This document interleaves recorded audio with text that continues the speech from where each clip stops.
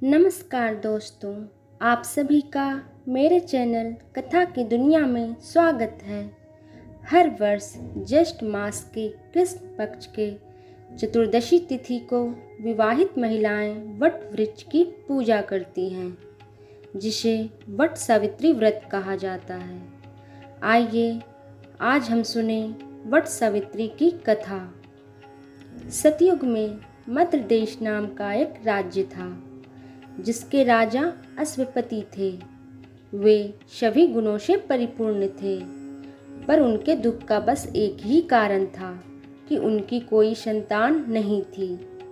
अतः उन्होंने निश्चय किया कि पुत्र प्राप्ति के लिए वे जंगल में जाकर तपस्या करेंगे तथा सावित्री देवी, जो कि ब्रह्मा की प्रिय पत्नी हैं, की उपासना करेंगे। अतः राजा वन में जाकर 18 वर्षों तक कठोर तप किए और हवन करने के पश्चात सावित्री देवी प्रकट हुई और उन्होंने उसे वरदान मांगने को कहा। राजा ने कहा, मुझे वर दीजिए कि मुझे 100 पुत्रों की प्राप्ति हो। सावित्री देवी बोली, कुछ ही दिनों में तुम्हारे घर में एक कन्या का जन्म होगा, जो तुम्हारे 100 पुत्रों की चाह को पूरा करेंगी। कुछ दिन बाद राजा के यहाँ एक कन्या का जन्म हुआ। चूँकि कन्या का जन्म सावित्री देवी की कृपा से हुआ था, इसलिए इसका नाम सावित्री रखा गया। सावित्री जब बड़ी हुई तो उसे देख ऐसा लगता मानो कि वो एक देवी हो। देवी जैसा रूप होने के कारण कोई भी उससे विवाह करना नहीं चाहता था। कई वर्ष बीत गए, फिर भी राजा को सावित्री के लिए उचित वर नहीं मिल पाया। अतः राजा अश्वपति सावित्री से बोले, मैं तुम्हारे लिए वर नहीं ढूंढ सका, अतः तुम अपने लिए वर खुद ढूंढ लो। तब सावित्री मंत्री, सेवक व सखियों को संग लेकर वर खोजने के लिए निकल पड़ी। सावित्री को राजधानी के बाहर के प्रदेशों की शोभा देख बड़ा आनंद प्राप्त हुआ। यात्रा के दौरान वो कई सारे युवक राजकुमार तथा ऋषि कुमारों को देखी, परंतु उसे कोई भी पसंद नहीं आया।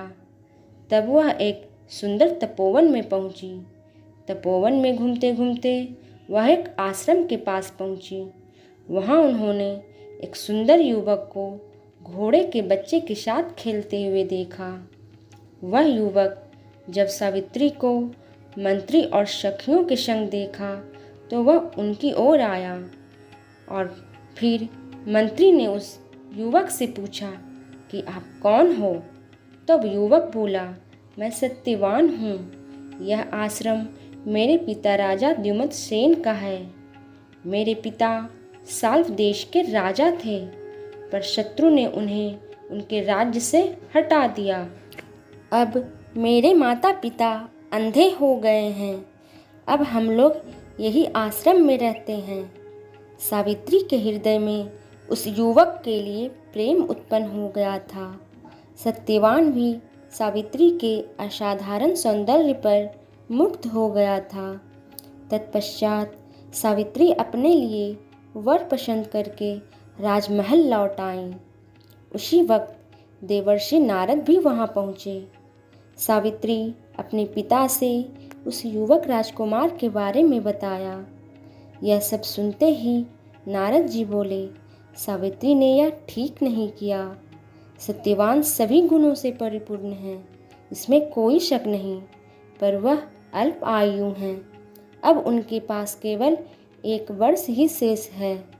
यह सुन सावित्री बहुत दुखी हो गईं। तब सावित्री के पिता ने सत्यवान का विचार उसे मन से निकाल देने को कहा, परंतु सावित्री ने कहा, अब मैं सत्यवान को अपने हृदय में बसा चुकी हूँ। अब मैं चाहकर भी उसे अपने दिल से नहीं निकाल सकती। अब चाहे वह अल्प आयु हो या दीर्घ आयु, अब वही मेरे पति होंगे। तब राजा अश्वपति विवश होकर सावित्री का विवाह सत्यवान से करा दिए। विवाह पश्चात सावित्री राजकीय पोशाक और आभूषण का त्याग कर एक तपस्विनी बन गईं। वे सच्चे हृदय से पति एवं सास ससुर की सेवा करती और आश्रम धर्म का पालन करती। इसी तरह 1 साल बीतने को आया। सत्यवान की मृत्यु का दिन निकट आ रहा था। यह सोच सावित्री परेशान हो रही थी।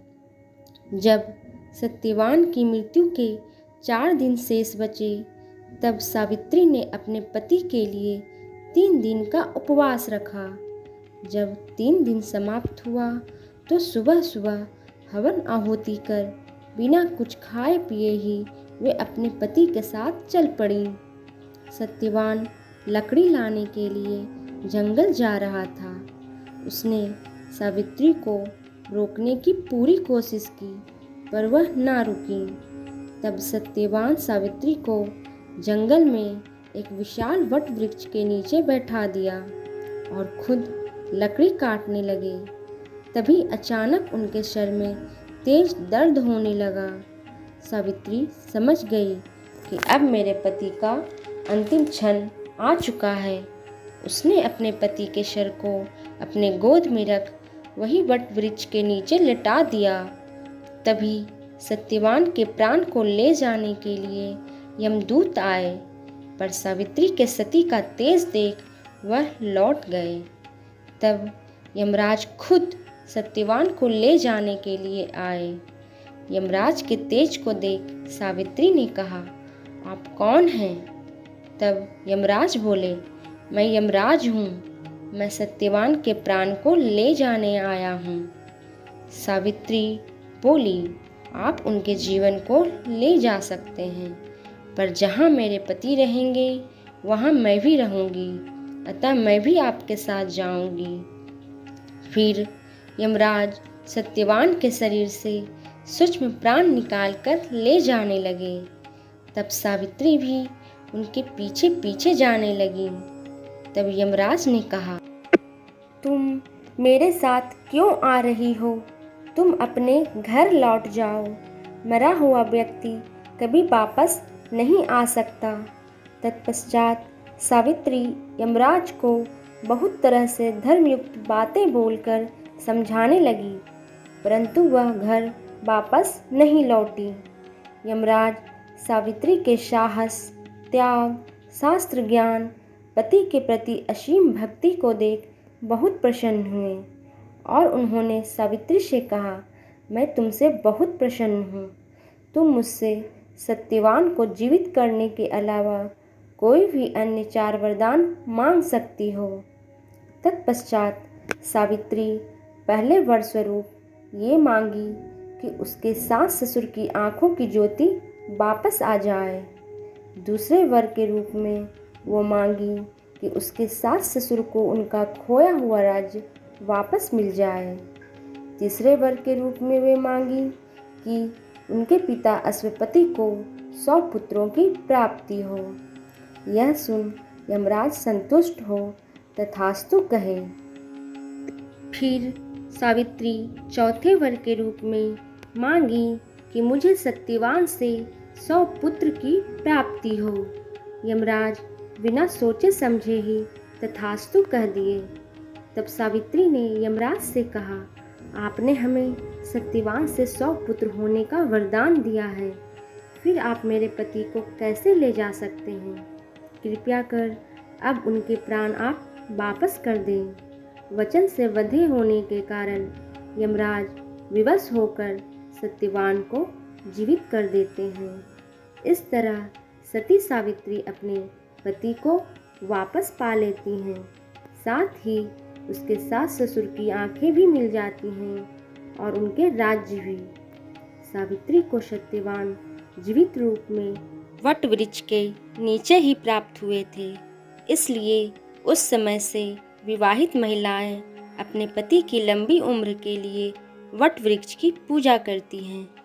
तो ये थी वट सावित्री व्रत की कथा। यह कथा सुनने से वैवाहिक जीवन सुखमय होता है और उस पर आए संकट टल जाते हैं। आशा करती हूँ कि आपको मेरा ये वीडियो पसंद आया हो।